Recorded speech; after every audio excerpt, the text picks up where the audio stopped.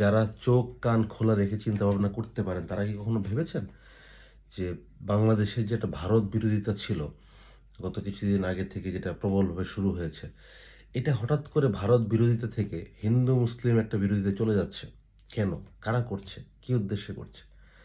Interesting বিষয় এটা। এতদিন ধরেন আমরা স্পেশালি জুলাই আগস্টের পর থেকে শুনে আসতেছি ভারত বিরোধিতা, ভারতের আসাম রাজ্য আমাদের, বিহার রাজ্য আমাদের, মণিপুরে আমাদের, সেভেন সিস্টার খেয়ে দেব, ভেঙে দেব। সো এগুলো শুনছি, বাট এটা আসলে একটা পলিটিক্যাল বক্তব্য অনেক অনেক সময় দিয়ে থাকে। তো দিয়েছে হয়তো এই জন্য, ওইটাই ভেবেছি। কিন্তু গত ১৫-২০ দিন ধরে একটা জিনিস খেয়াল করার মতো বিষয় দেখেন, যেটা হচ্ছে এই ভারত বাংলাদেশের যে সো কল্ড কনফ্লিক্ট, এইটা এখন মৌরফ চলে গেছে হিন্দু মুসলমানে। কোথায় মসজিদ হবে, কোথায় মন্দির হবে, কেন মন্দির বড়, কেন মসজিদ হলো না? রংপুর অঞ্চল চলে যাচ্ছে আরেকদিকে। আবার হিন্দু ভদ্রমহিলা একজন বলেছেন তাদের হিন্দু একটা জোন দরকার। তো সব মিলে দেখেন জিনিসটা হচ্ছে একটা কমিউনাল ভায়োলেন্স এর দিকে যাচ্ছে। এবং এটাই হলো উদ্দেশ্য, কমিউনাল ভায়োলেন্স। যেটা ধরেন সভ্যতার সৃষ্টির পর থেকে সবচেয়ে ইম্পোর্টেন্ট টুল হলো এইটাই, কমিউনাল ভায়োলেন্স। এবং স্পেশালি হিন্দু মুসলিম যেই রায়ট আগে হতো, এটা হলো সবচেয়ে এফেক্টিভ, সবচেয়ে ওয়ার্স্ট, সবচেয়ে ডার্টি, সবচেয়ে নেস্টি, কিন্তু সবচেয়ে এফেক্টিভ। একটা দেশে, একটা সমাজের ইনস্টেবিলিটি আনার জন্য, ভায়োলেন্স আনার জন্য এবং হারমোনিটাকে সরায় দেওয়ার জন্য এটা হলো সবচেয়ে বেস্ট অপশন তাদের। তো গত কিছুদিন সোশ্যাল মিডিয়াতে এটা নিয়ে আসলে খুবই এজিটেট করা যাকে বলে, মানুষজনকে এজিটেট করছে যে এখানে মন্দির হলে কেন মসজিদ হবে না? মসজিদ হওয়ার সময় পারমিশন লাগে না, মন্দিরের সময় পারমিশন লাগে। সো এই মসজিদ মন্দিরের যে বিষয়গুলো আছে না, এগুলো যখন আসবে, স্বাভাবিকভাবে সকল ধর্ম, যার যার ধর্ম যেটা, তার মনে এটা স্ট্রেট ওয়ে হিট লাগবে। এবং এইটাই হলো উদ্দেশ্য। তারা কারা করছে এটা আসলে? এটা কি ভারত করাচ্ছে? পাকিস্তান করাচ্ছে? আমেরিকা করাচ্ছে? ইসরায়েল করাচ্ছে? এটা আপনাদের চিন্তা করতে হবে।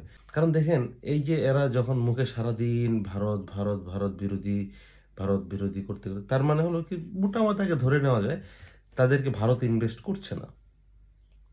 ওরা হলে অন্য কেউ ইনভেস্ট করবে। অন্য কেউ তাহলে কারা? কাদের এখানে স্বার্থ সংশ্লিষ্ট সবচেয়ে বেশি? এই যে পাকিস্তান। তাহলে পাকিস্তান করলে কে করবে?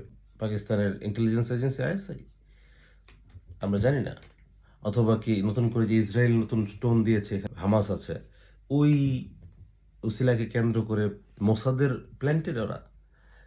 ইসরায়েল প্লে করছে, এখানে মোসাদ তাদেরকে ইনভেস্ট করছে। এইগুলো আসলে এই যে বড়, বড় প্রোফাইলের লোকজন যারা আছেন, সমাজকে এজিটেট করেন, ধর্মকে নিয়ে এজিটেট করেন, করে একটা কমিউনাল রায়ট বা কমিউনাল ইনস্টেবিলিটি এখানে করার জন্য যারা অ্যাসাইনড হন, যারা ইনভেস্টেড হন, তারা ছোটখাটো লেভেল থেকে ইনভেস্টেড হয় না, এটা আপনাদেরকে বুঝতে হবে। কারণ এরা মাথার মধ্যে এত বুদ্ধিবিদ্যা ছাড়া না যে হঠাৎ করে একটা কথা বলে ফেলবে, কোনো প্রকার গাইডেন্স ছাড়া, কোনো প্রকার ইন্টারেস্ট ছাড়া। তো যারা চিন্তা করার অবকাশ আছে, আপনারা চোখ কান খুলে চিন্তা করুন আসলে। ভারত বিরোধিতার একটা বিষয়, এটা সারা জীবনই ছিল।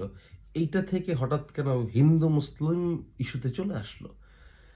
তো এটাকে যারা ইনভেস্ট করাচ্ছে, যারা এটাকে ক্যারি আউট করছে আমাদের দেশে, তাদের আসলে ইন্টারেস্ট কি? হ্যাঁ, ইন্টারেস্ট হলো বাংলাদেশকে ইনস্টেবল করতে পারলে, বাংলাদেশকে যদি কমিউনাল হারমোনিটা নষ্ট করে দেওয়া যায়, তো এই দেশটা আর ঘুরে দাঁড়াতে পারবে না। এবং এটার তখন একটা দুষ্টচক্রের যে চারণভূমি, এটা তখন রূপান্তরিত হবে। এটা অনেকের তখন সুবিধা হবে এটাকে নিয়ে তখন প্লে করতে। তো এটা আসলে ভাববার বিষয়, চিন্তার বিষয়, দেখার বিষয়। সবাই ভালো থাকবেন।